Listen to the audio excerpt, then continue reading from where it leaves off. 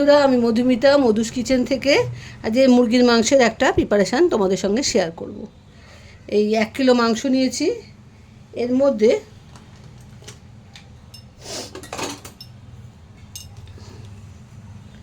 এক চামচ রসুন বাটা,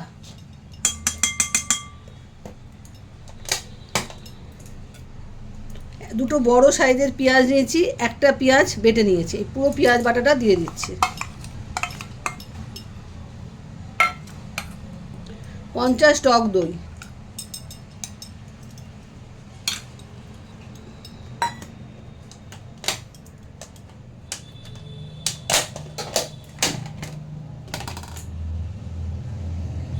আদা বাটা 1 চামচ, একটু বেশি, রসুনের থেকে একটু বেশি লাগবে।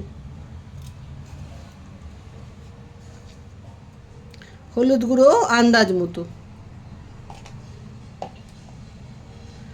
ঝাল লঙ্কার গুঁড়ো তোমরা যেমন ঝাল খাবে সেই মতো লঙ্কার গুঁড়ো দেবে।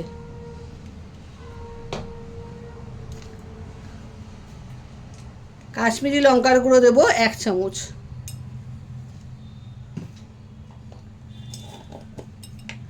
স্বাদ মতো নুন, নুনটা আমি একবারেই দিয়ে দিলাম, পরে আর দেবো না।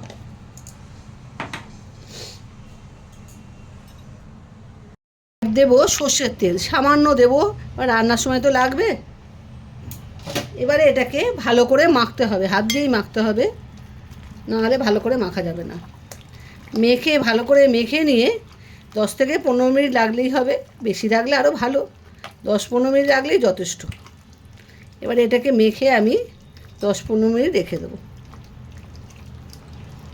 এই যে এটা 10-15 মিনিট থাকবে, তার মধ্যে আমি কি কি করব সেটাও তোমাদের দেখিয়ে দেবো।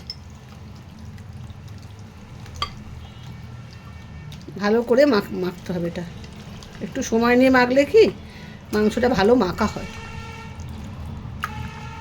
আমি দুটো বড় সাইজের পেঁয়াজ নিয়েছি, একটা বেটেছি আর একটা বাটি নিয়ে ওটা কুচিয়ে রেখেছি। ওটা কি করব সেটাও তোমাদের দেখাবো। ব্যাস হয়ে গেছে। এবারে আমি এটা 10-15 মিনিটের জন্য রেখে দেবো। বন্ধুরা, একটা মানে শুকনো মশলা তৈরি করে নিতে হবে এই রান্নাটায়। কী কী আছে তোমাদের দেখাচ্ছি। দুটো তেজপাতা, দুটো শুকনো লঙ্কা, স্টার আনিস দুটো, অল্প সাজিরা, ছোটো এলাচ, দারচিনি, লবঙ্গ, জয়ত্রী, জায়ফল আর বড় এলাচ একটা। এটা মাংস বুঝে তোমাদের দিতে হবে। মাংস যে পরিমাণে নেবে সেই পরিমাণ কিন্তু মশলাটা তৈরি করতে হবে। আমার 1 কেজি মাংস আছে, যেহেতু আমি এই মশলাটা রেডি করব।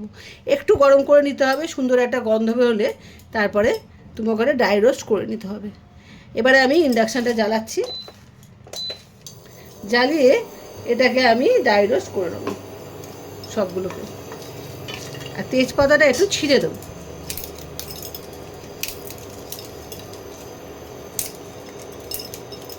শুকনো লঙ্কাটাও 2 টুকরো করে দিলাম। এবারে একটুখানি মানে গরম করতে হবে, একটু সুন্দর গন্ধ বেরোলেই কিন্তু না বন্ধ করে দিতে হবে গ্যাসটা বা ইন্ডাকশানটা, পুড়ে যেন না যায়। কন্টিনিউ হাত নাড়াতে হবে।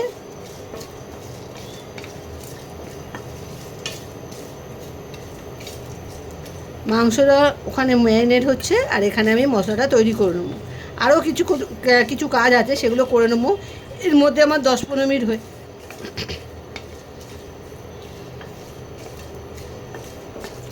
মশলাটা দিয়ে গন্ধ বেরোতে আরম্ভ করেছে, আর একটু গন্ধ বেরোবে।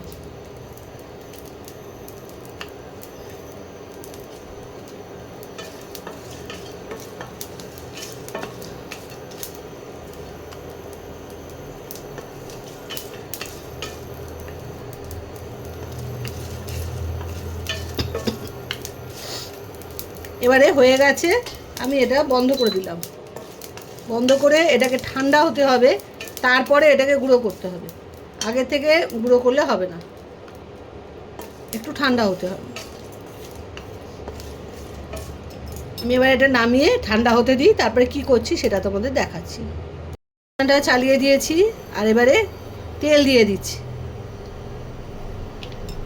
সর্ষের তেলে রান্নাটা হবে। তেলটা একটু গরম হোক।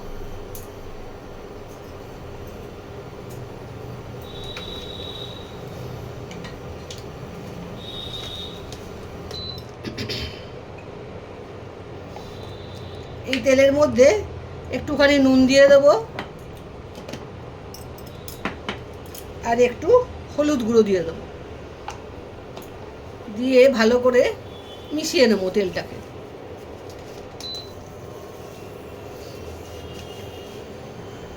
এবারে এর মধ্যে যে আলুগুলো দেবো মাংসের, এই আলুগুলো একটু ভেজে নেব।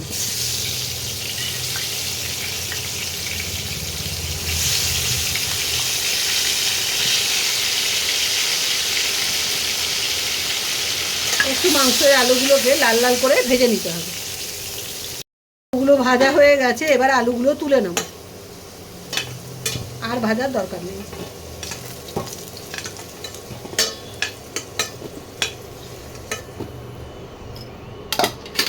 এই তেলের মধ্যে একটু দেব গোটা জিরে অল্প করে, আর দেব সামান্য চিনি সুন্দর একটা কালারের জন্য। এবারে আমি এর মধ্যে দিয়ে দেবো পেঁয়াজ কুচিগুলো।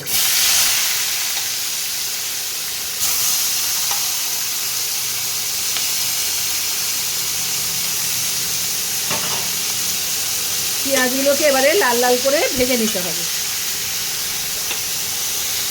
লাল লাল করে ভাজা হয়ে গেছে, এবারে আমি মাংসটা আস্তে আস্তে দিয়ে দেবো। মাংসটাও 15 মিনিট হয়ে গেছে।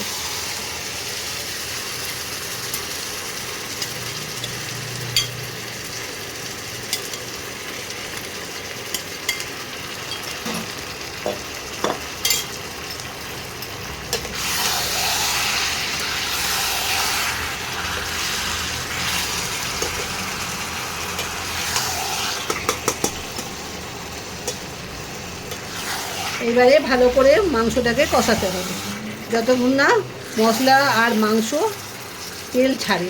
মশলা দিয়ে মাংস দিয়ে যখন তেল ছাড়বে আর তেলটা আলাদা হয়ে যাবে, তখন আমার কষানো কমপ্লিট হবে। এইভাবে মাংসটা কষাতে হবে। আর এই বাটিতে, যে বাটিতে আমি রেখেছিলাম, সেই বাটিটা ধুয়ে এই যখন কষাবো যদি তলা ধরে যায়, সেই জন্য একটু ওই বাটি ধোয়া জলটা দেবো। ভালো করে এবারে কষাবো। এই মাংসটা কষাতে কষাতে এখন আর একটা জিনিস দিতে হবে, সেটা হলো ধনে গুঁড়ো। এই ধনে গুঁড়োটা এবার দিয়ে দিলাম।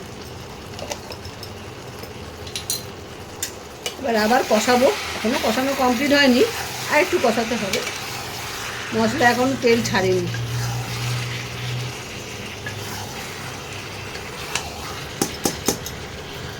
দিয়ে এবার তেল ছাড়তে আরম্ভ করে হয়েছে। এবারে আমি জল দিয়ে দেবো।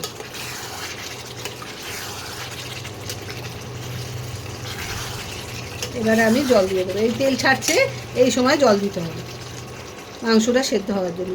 মাংস হাফ সেদ্ধ হয়ে গেছে, আর একটু সেদ্ধ হবে।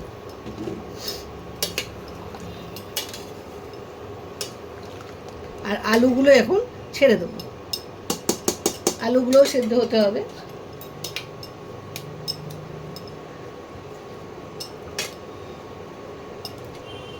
এখন ইন্ডাকশান বলো আর যাতেই রান্না করো না কেন, টেম্পারেচারটা একদম কমিয়ে দেবে, কমিয়ে দিয়ে ঢাকা দিয়ে দেবে।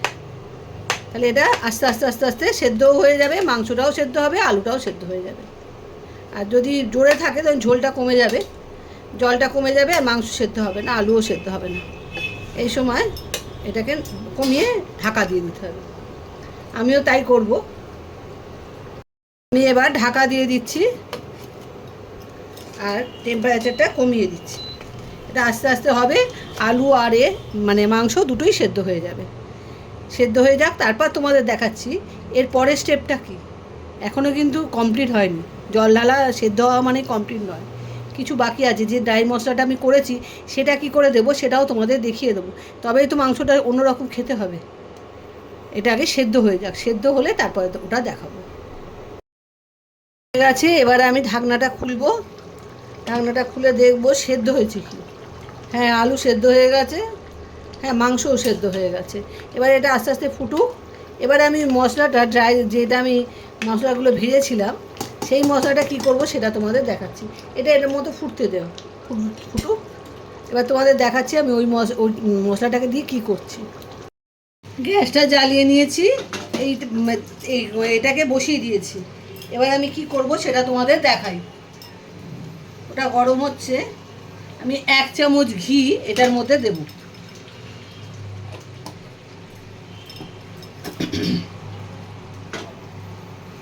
ঘিটা গলে যাক।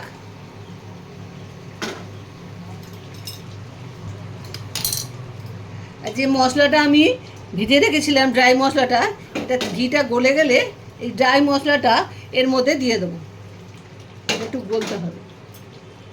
গ্যাসটা কমিয়ে রেখেছি, ঝট করে ঘি মানে পুড়ে যায়, তো ওই জন্য গ্যাসটা কমিয়ে কাজটা করলে খুব ভালো হয়। এই যে গলে যাচ্ছে ঘিটা।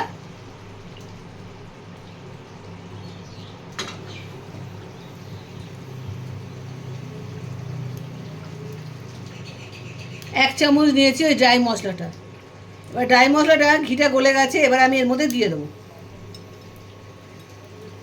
দিয়ে ভালো করে মিশিয়ে নেব। এবারে গ্যাসটা কমিয়ে দিতে হবে, নাহলে মশলাটা পুড়ে যাবে। এই যে এরকম ফুটবে, মশলাটা ঘিয়ের মধ্যে একটু ফুটবে, মানে এই ধোঁয়া ধোঁয়া ধোঁয়া বেরোচ্ছে, এরকমভাবে নাড়িয়ে নিতে হবে, পুড়ে না যায়। পুড়ে গেলে কিন্তু খেতে খারাপ হবে। গ্যাসটা কমিয়ে এরকম আস্তে আস্তে নাড়াতে নাড়াতে দেখবে এই ফেনাটা আস্তে আস্তে কমে যাবে, তখন নিয়ে গিয়ে ওই মাংসটার মধ্যে দিয়ে দিতে হবে। এই দেখ হয়ে গেছে, আমি গ্যাসটা বন্ধ করে দিলাম। এবারে এই ঘিটাকে ভালো করে এরকম নাড়িয়ে নিয়ে এর মধ্যে আস্তে আস্তে আস্তে আস্তে দিয়ে দিতে হবে। ভালো করে মাংসটার মধ্যে মিশিয়ে দিতে হবে। এই হলো ব্যাপার, এই মশলাটা এই কাজে লাগে, এইভাবে দিতে হবে, তবে মাংসটার স্বাদ দ্বিগুণ বেড়ে যায়। আর কিন্তু ফোটানো যাবে না। এবারে আমি এটাকে ঢাকা দিয়ে দেবো। ঢাকা দিয়ে এই ঢাকা দিয়ে দিলাম, দিয়ে ইন্ডাকশানটা বন্ধ করে দিলাম। আর কিন্তু ফোটানোও যাবে না, আর না করাও যাবে না, মানে ঢাকাটা খোলা যাবে না। মিনিমাম 10 মিনিট এভাবে রেখে দিতে হবে, তারপর পরিবেশন করতে হবে।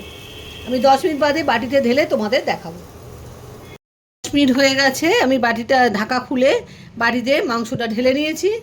দেখো কি সুন্দর দেখতে লাগছে, দেখলেই খেতে ইচ্ছে করবে। মুরগির মাংস একঘেয়ে একভাবে রান্না করলে একঘেয়ে হয়ে যায়, খেতে ইচ্ছে করে না। তখন একটু চেঞ্জ করে খেলে খুব ভালো লাগে খেতে। এইভাবে একবার অন্তত করে খেয়ে দেখো, দারুণ খেতে হয়। এই দিয়েই ভাত খাওয়া হয়ে যাবে, অন্য কোনো রান্না কিছু করতে হবে না। পুরো ভিডিওটা দেখো, দেখে এই রান্নাটা করে খেও। আজ তাহলে আসি, আর বন্ধুদের মধ্যে শেয়ার করতে খবরদার ভুলো না। আমাকেও জানিও কেমন তোমরা রান্নাটা করে খেলে। আজ তাহলে আসি, বাই বাই।